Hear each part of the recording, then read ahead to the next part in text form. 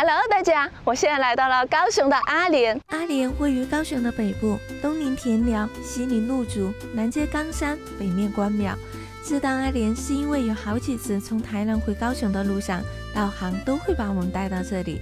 但路过了这么多次，却从来没有好好了解过它，完全不知道阿莲竟然还有朴实又美味的排骨饭和皮香肉韧、回味再三的东山鸭头。在网络上有网友说阿莲是外星人的故乡，因为阿莲早期的英文拼写就是 alien 就是外星人的意思嘛。我觉得这个小小的谐音还蛮好笑的。现在是差不多中午的样子，我们赶紧去吃个东西吧 ，Let's go！ 我觉得要拉近与在地食物的距离，就是要去到当地的市场。位于阿莲中山路上的第一市场内有一家排骨饭，是我了解这个地方的第一站。现在到阿莲呢，我准备走去第一市场那边去吃一个这边的排骨饭。我在网上搜图片的时候就看到那个排骨饭很吸引我了。到达的时候快接近中午的样子，市场内的商家已经三三两两准备收拾下班，但唯有一家还在三三两两排队的商家，就是我今天要找的王庆良排骨饭。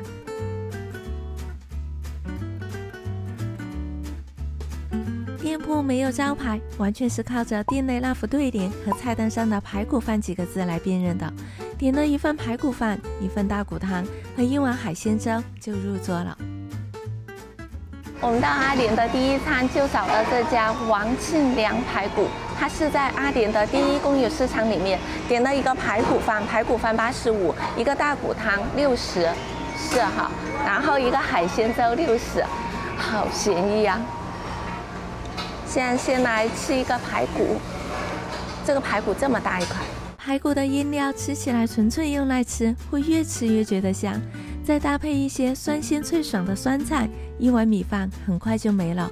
排骨肉吃完后，里面的软骨开始若隐若现，试着咬下一口，香脆的口感又给到一个惊喜。这块排骨完全做到一点都不浪费。你们看，这样一大碗大骨汤才60块钱，有几根骨头？我数一下哟，1个、2个、3个、4个，一共有4根骨头，但有些是小一点的哈，而且这个骨头还有骨髓的，骨髓好香哦，是一块排骨的八骨肉。碗里的大骨把它翻转过来，骨髓算饱满，筋肉算丰富，咬下去后又鲜嫩多汁，再补上一口清甜的汤头，可以让人翩翩起舞了。海鲜粥，它海鲜粥还不错呢，非常舍得给料，有鱼皮、鹅啊、猪肝、虾。海鲜粥虽然不如排骨饭和大骨汤那么惊艳，但胜在价格便宜，料多实在。这一家真的是 CP 值爆表。正当我吃得心满意足，准备要起身离开的时候，老板端来了一碗羹汤，那就不得不再次坐下了。我刚刚都准备走了，要去付款了，然后老板突然端了一碗他们的羹过来，问我还吃不吃得下，他送我的，尝一尝。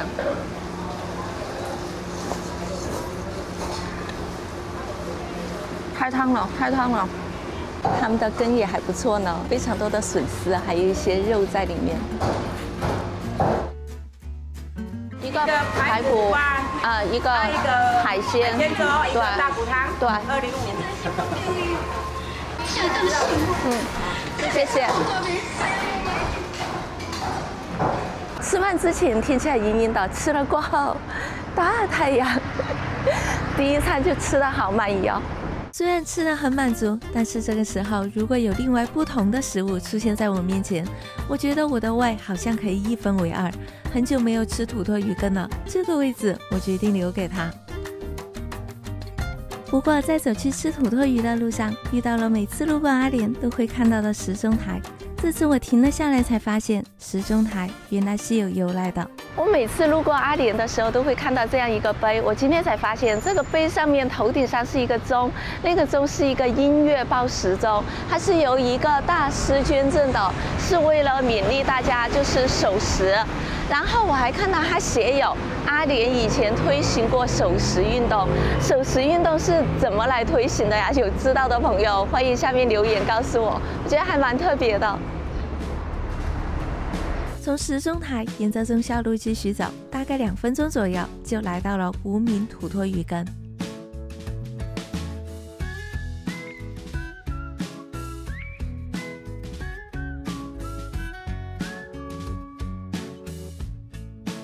先来尝一块土托鱼，外面酥脆，里面软嫩。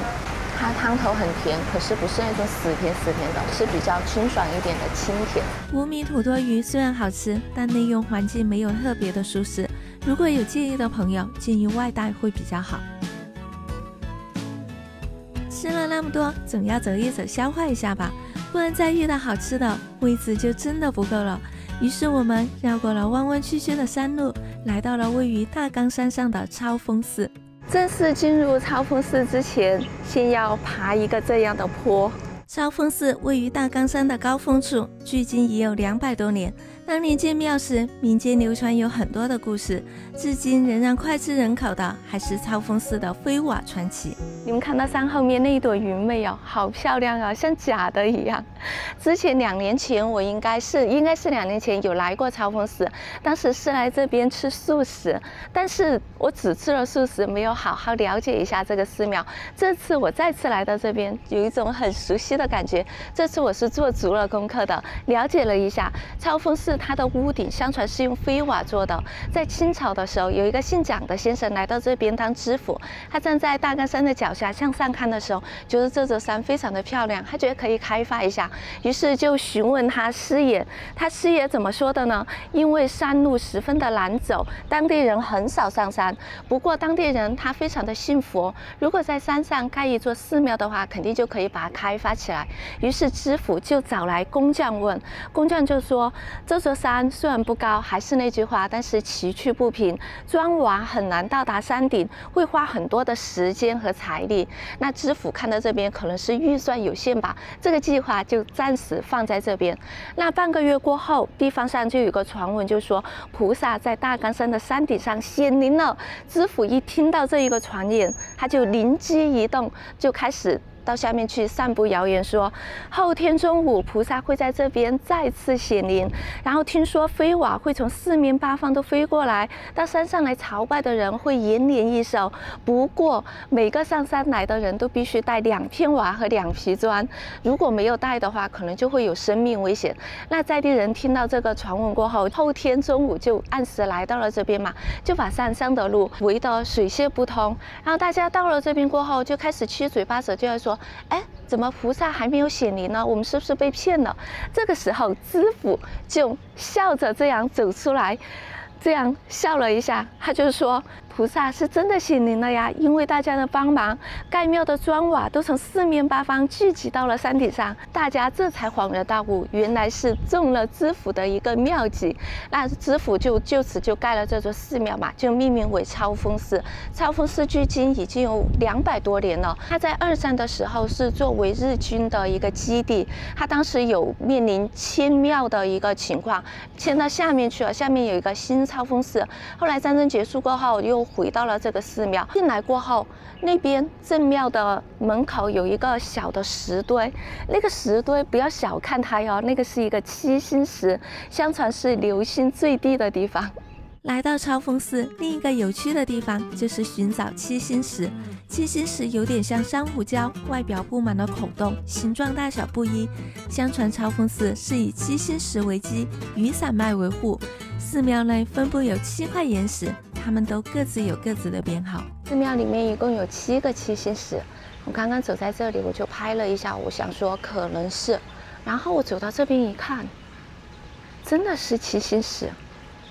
找7星石就像在寻宝一样，最后我一共找到了4处。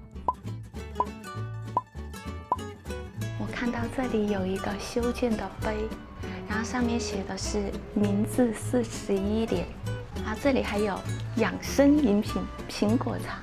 应该超峰寺是很灵验的一个寺庙吧，里面很多解签的，大家就坐在地上这样子很随意的，我觉得这种感觉蛮好的。超峰寺的整个园区很大，如果时间充裕的话，可以慢慢走慢慢逛，越往上视野也越好。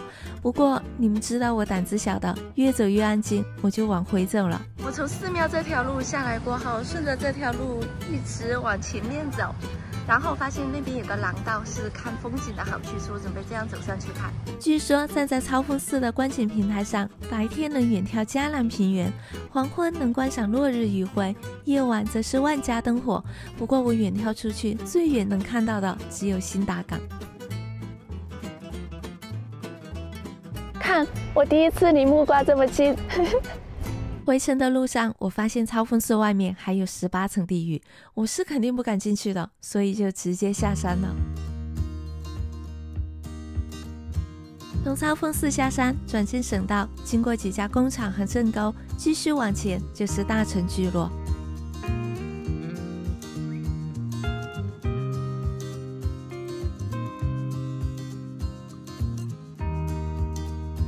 超峰寺下来不远处有一个在兴新村，在兴新村也叫大成聚落，里面生活大多数都是大成人。大成人是当时浙江沿岸的一些来台生活的一些人，然后他们到这边来，政府就新建了这种眷村嘛。在这边最鼎盛的时期，生活有100多户，但现在好像只有10几户在这边生活了。然后他们这里的房子都是用冈山的那个老孤石来修建的，就从冈山上面搬下来的。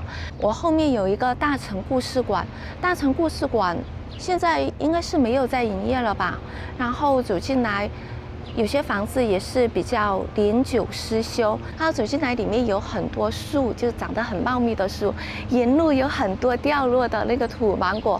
我在网上搜了一下，那些芒果树是当时他们到这边来安置的时候，政府给每家每户都分配了1棵芒果树，所以这个芒果树也是相当于是老树了吧？你们看这个树上全是芒果，这里还是青的，一颗一颗的，这边也有。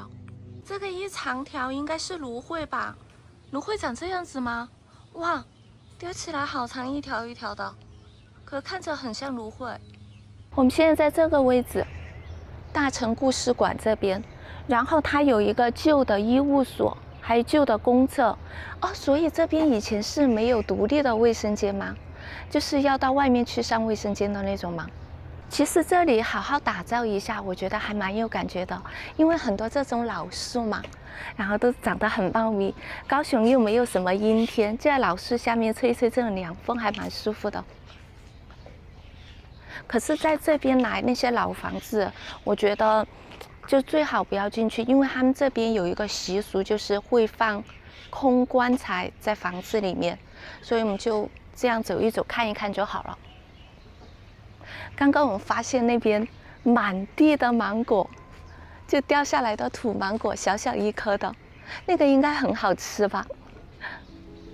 一进聚落，两旁是曾经的民宅，民宅两旁树立的果树是芒果树，老果树年年结出新鲜的果实，但与之对望的民宅却因长久没有人居住而荒废坍塌，只剩下寥寥几户的长者在这里静静相守。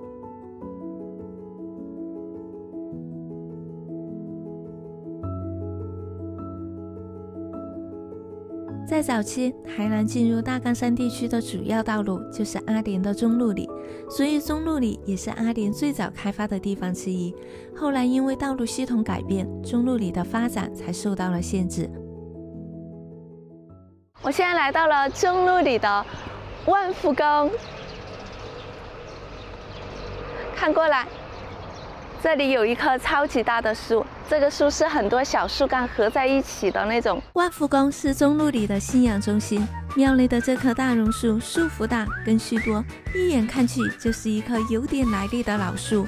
果然，哦，这个树有124年，果然没看错吧？中路里这边是阿莲地区发展最早的一条路，所以我们准备到这边来走一走、逛一逛、休息一下。我发现每个地方以前有名望的人都会修建古作，中路里也不例外。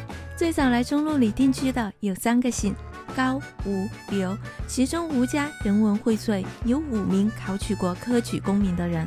可能是现在还有人在居住，为了隐私保护，官网上没有说明地址，我就打算在中路里随意走走看看。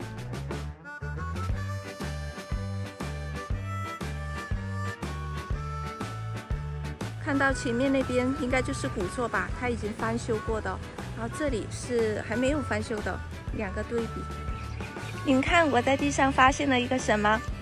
一颗爱心，按一下就是要点赞哦。走在中路里的街上，往日的喧嚣消失不见，曾经的老房子也安静地坐落在街角，看着人来人去，看着寂寥冷清。这里还可以骑 U-bike。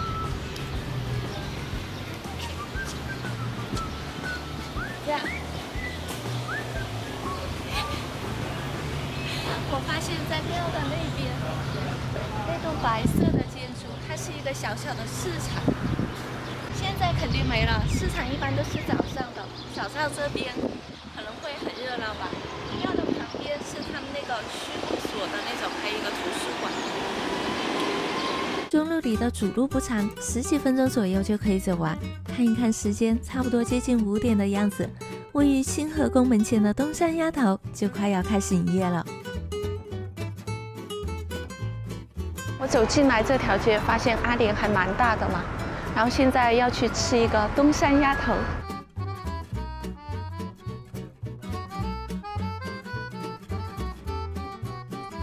这家东山鸭头据说是阿联的排队王，还不到营业时间，我前面就排了7个人。食材被整整齐齐摆放在干净透明的橱窗里，看一眼菜单，再看一眼食材，每一样都想来一份，最后还是控制住了自己，先点一些，好吃再来。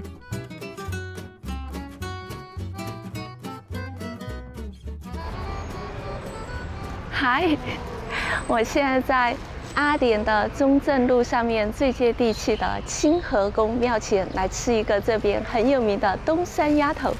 买了这么一大包，420块钱，我买了4个鸭头。我没想到它的鸭头是要连着脖子一起的，然后所以量又有一点多。然后我发现庙前很多的小吃，就他家生意最好。我排了差不多半个小时以上吧，在这边等了。然后5点钟不到我就来等了，4点50几我就开始等，然后等了半个小时以上。终于拿到了，现在要来吃一下。我觉得老板很职人精神，就是他每一份就是他有炸的和卤的嘛，他不会给你和在一起这样子。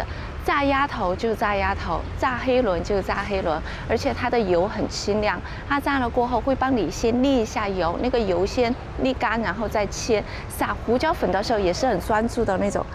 这样子撒的那种，我就喜欢这种。而且他边做的时候边还在整理他的那个料理台，看起来干干净净的。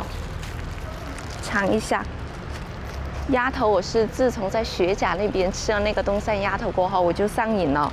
然后这一家鸭头据说是冀美东山的鸭头的，就说吃了这个才知道什么是真正的鸭头。鸭头我等一下吃，我先来尝一下它这个，哇，这些的味道。食物好不好吃，合不合胃口，其实看都能看出来吧。这一袋卤味红亮的色泽和诱人的香气，就已经让我开始迫不及待了。你们看它豆干这个孔，很吸汤汁，它是卤的，卤了过后，它弄上来过后会淋一点点的卤汁，然后这个属于那种甜。带一点点微微的辣，我觉得它那种辣应该是胡椒粉带出来的那种辛辣。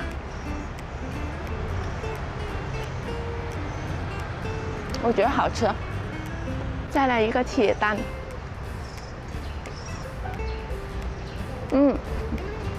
它真的是铁蛋了，有一点硬，可是很好吃。再来一个黑轮，这个一定要点。米血黑轮。哦，米血。你看。卤得很透，是不是？哇，这个好吃。这个是炸鸡脚筋，看着还蛮特别的。这个要点，这个也是必点，弹弹 QQ 的，而且你还吃得到肉质的那种胶质感。接下来就终于轮到重头戏东山鸭头了。我觉得它就是甜的恰到好处，然后加上胡椒粉去中和掉甜的那种腻，非常的好吃。而且我觉得他们家很特别的是，这个皮不会给你炸得很干，吃起来很糯，很有胶质，我觉得这是很厉害的地方。我之前不在乐山吃过那个甜皮鸭吗？如果有大陆的朋友在看我这支影片的话，如果是你喜欢吃乐山的那种甜皮鸭的那种味道，有遇到台湾的东山鸭头的话，一定要去点一份来尝尝看，比较一下。我觉得这个真的超好吃的。但是还是要提醒一句，不是每一家东山鸭头都那么好吃哦。这一家我是认真好吃的。它的甜在回味的时候，其实是带有一点点焦糖的香气，撒上胡椒盐后，甜味会被压住一些，但是吃起来味道会更有层次感。最关键的是，它虽然是炸的，但是不会很干柴，维持住了肉的软糯，属于是越吃越好吃的。我们本来吃了这个，还想再去吃一下羊肉的，没想到这个真的太好吃了，我觉得可以作为这一层的一个亮点食物了。等一下这个吃了过后，我还要再去买，意味着我还要再去排一次队。我觉得我买少了。那羊肉的话，我就留着下一次再吃。那这期影片到这里就结束了。还喜欢这期影片的话，请一定记得帮我点赞。我们下期再见，拜拜。原来阿莲卧虎藏龙藏了一家这么好吃的东山鸭头。我是那种喜欢吃一样东西就会一直吃到腻的那种。看来最近摄影师要辛苦一点了，有可能过2天就叫他再来一次阿莲了。